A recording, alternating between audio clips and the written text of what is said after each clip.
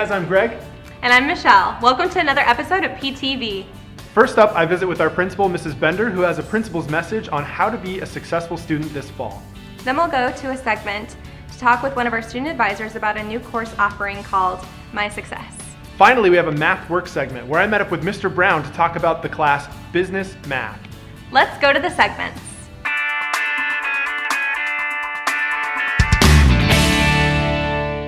Hey guys, we're bringing you another principal's message. Today, I'm with our principal, Mrs. Bender. She's here to talk about the new school year and best ways for you to succeed academically. That's right, Greg. The school year is fast approaching with our first fall classes starting August 6th.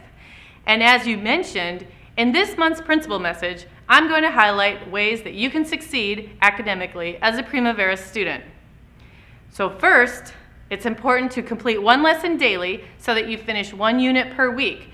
This will help you maintain an appropriate pace so that you finish each course successfully at the end of the block. Secondly, make sure that you communicate regularly with your teachers via phone, virtual session, and the message center. These types of communication will help you stay on top of your studies and help you get help when you need it most. Finally, utilize your ability to retake quizzes and workbook assignments before you take each week's exam. This way, you'll be sure to get all of the information and knowledge necessary to get good grades on your exams. Great, well thanks a lot for sharing those tips with us, Mrs. Bender. There are definitely some unique challenges to being an online student, but it's great that we offer a way for students to succeed in our flexible environment.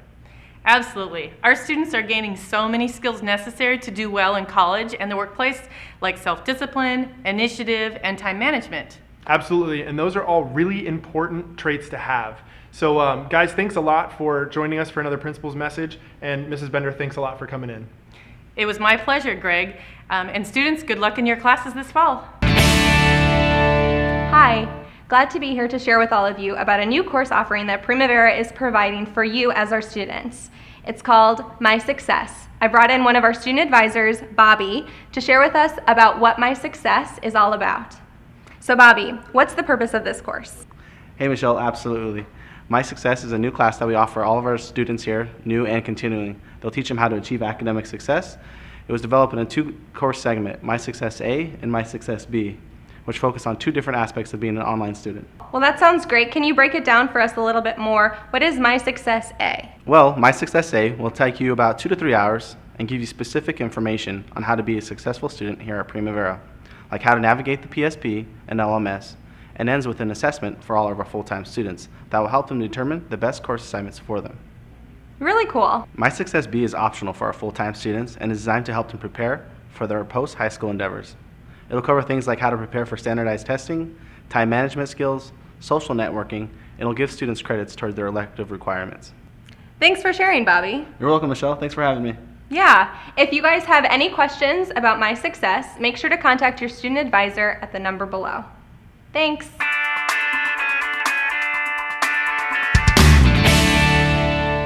Hey guys, we have another segment of Math Works for you today. We're here with Mr. Brown from our math department.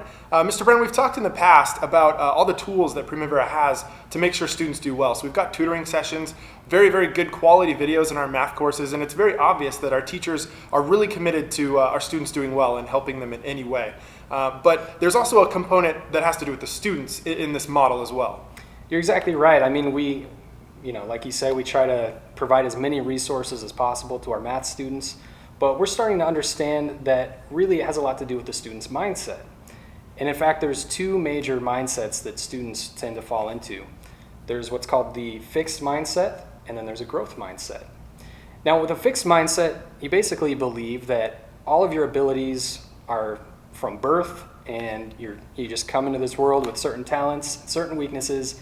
They don't really change too much through the course of your life, and school just kind of brings those to the surface. It kind of points those things out.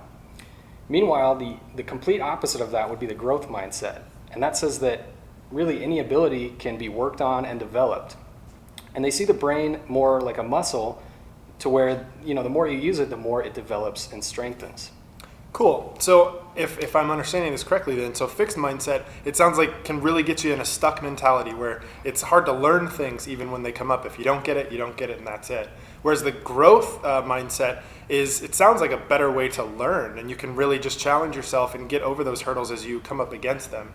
So what advice would you give to our students about overcoming a fixed mindset and getting into that growth mindset field? Great question. I mean, that's the good news, is that it's not like being right-handed or left-handed. You can really change your mindset at any time, and really just being aware of them is the best first step. One exercise I would recommend is just to kind of think about somebody you admire, whether it's a famous leader, a musician, an athlete, just whoever you think of as like the top person in their field, and start to ask yourself, do you picture them as just an overnight success? Were they just born, gifted and they're kind of just lucky to have that skill? Or did they, in reality, probably develop those skills over many, many years, experience setbacks, experience failures, and then finally get to where we know them today? And once you start to see that, just apply that to not just math, but all your classes. Give yourself permission to make a mistake, to ask for help, but realize every minute you spend on that class will have an impact and it will help you. Well, great. Thanks a lot, Mr. Brown, for sharing those insights with us and students. Hopefully you can apply that in your educational career. This has been another segment of Math Works. We'll see you guys next time. And that wraps up another episode of PTV. That's right. We'll be returning on Tuesday, August 14th with more segments for you, including another 30-second literature, so make sure you check it out.